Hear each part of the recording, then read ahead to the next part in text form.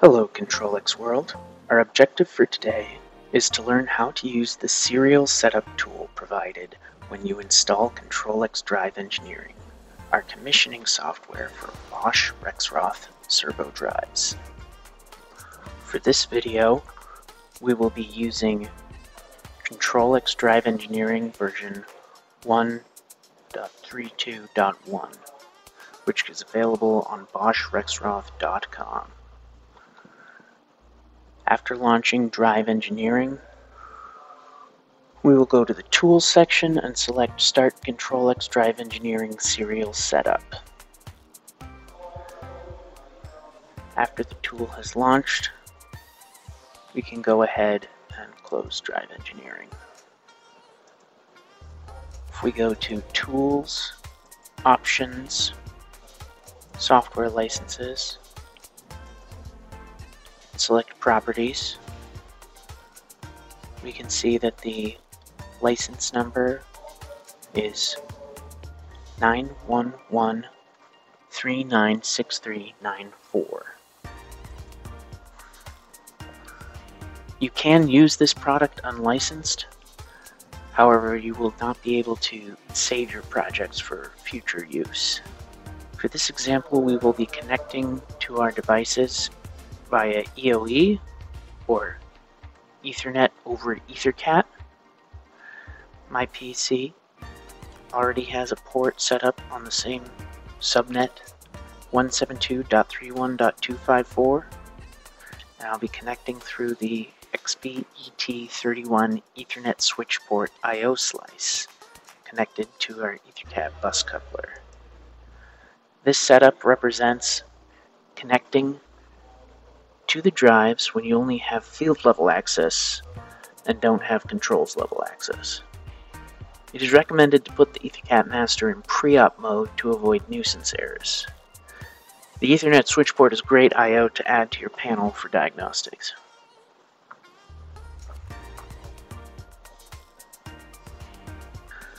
So, in this example, I have one dual axis drive and a second dual axis drive with SafeMotion axes.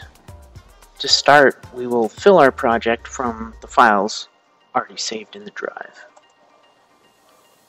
You have two options: the standard backup parameters for regular operation, or all backup parameters. You would select S17 if you are using one of the extended features of the drive through a technology function such as drive link to include those parameters, but for our scenario we will just use S192.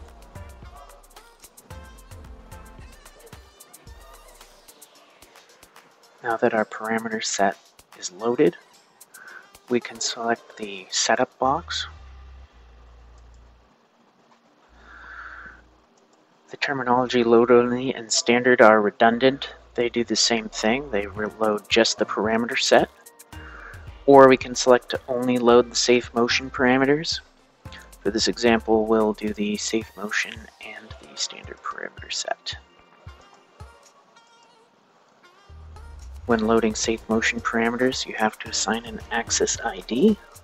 That is required. The access column here, where it says default, is showing the name listed under parameter S142. Which can be used to further identify a drive.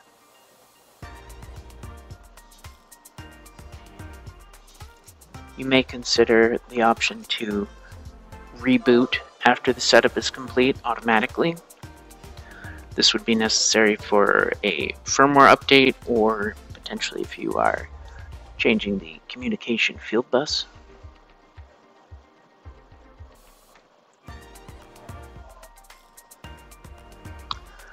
Under parameter selection, if we want, we can load a specific parameter set from file,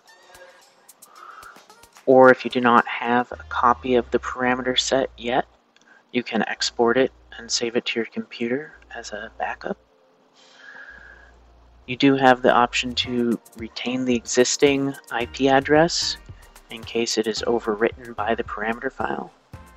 However, in our case, we are connecting via the EOE address, which is assigned by the master, so we're not going to worry about the IP address.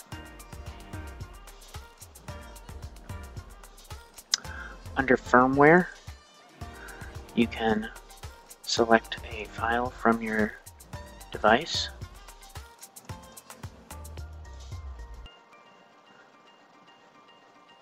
And you can select whether it goes to all devices or just devices of a specific firmware or a specific patch of that firmware.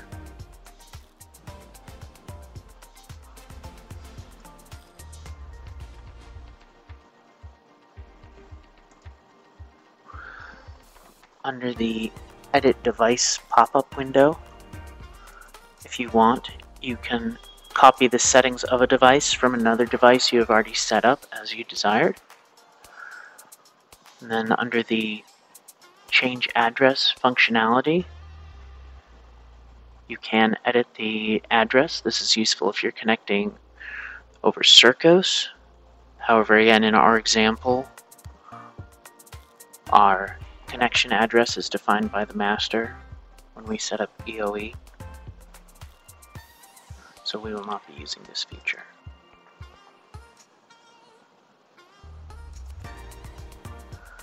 Of course, you can select whether or not a device from your project is included in the download.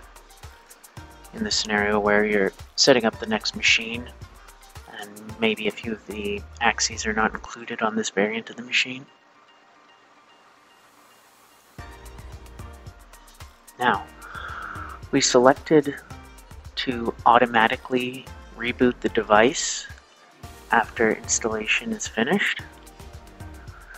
But because we are using EtherCAT and a linear topology, if this device finishes first and automatically reboots, it will disconnect communication to the drives after it. So in order to avoid this, we're going to shift this last device to the top of our project, and we're going to insert a separator for parallel execution. So now the last device in the linear topology will complete first and reboot, and then the following drive, because you do not want to kill communication to a device during a firmware update, especially. You have some options here on your setup where you automatically generate a report. This is important if you are setting up SafeMotion parameters.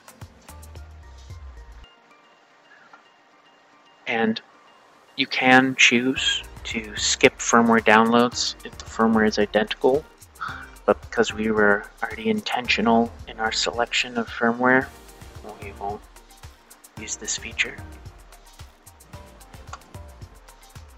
So I'm going to go ahead and start my setup process.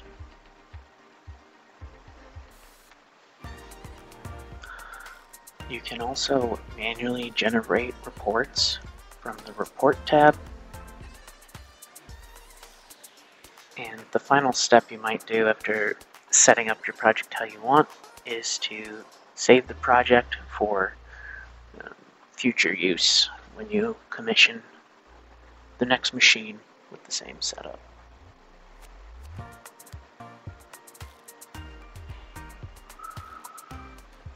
When you're loading SafeMotion parameters, you will get a request to physically identify that you are connected to the correct drive. So we have a specific light flashing sequence that we can observe on the physical drive to confirm that we did in fact load the correct SafeMotion parameter set to the correct axis. And I'll confirm for my second axis on the drive as well. After SafeMotion parameters are loaded, you do get a quick link here to the report.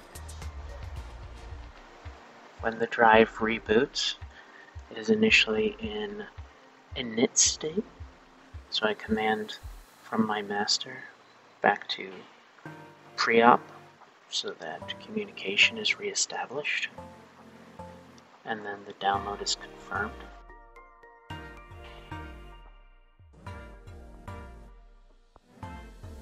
Now the next drive is beginning its loading sequence. It starts with the firmware first, and then it will load the parameter set. Now that the second axis has finished downloading its parameter set and firmware, you get a pop-up automatically to save the report as a zip file, and the process is complete. Please join the ctrlX automation community and find further information about ctrlX Drive and the many other ctrlX automation products and solutions. Thank you for watching.